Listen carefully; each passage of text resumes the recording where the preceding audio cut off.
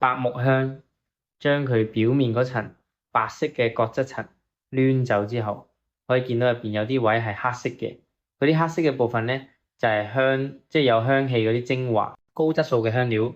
無論係因為香脂含量高，定係經年累月慢慢積出嚟嘅香，一般嚟講都比較重，甚至乾咗之後都可以沉落水入邊。要留意，呢度講緊係乾香，唔係鮮香。就算乾咗，都唔一定沉水嘅。呢啲黑色嘅部分咧，我哋就叫做香啦。咁樣講比較直觀，而且咧係符合中文意思。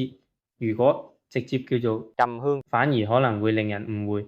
沉香，而家喺越南國內咧，就係大家對白木香樹，即係多寶樹嘅出香紙嘅通俗叫法咧。喺香界入邊，沉香自古以嚟咧都被尊稱為香之王。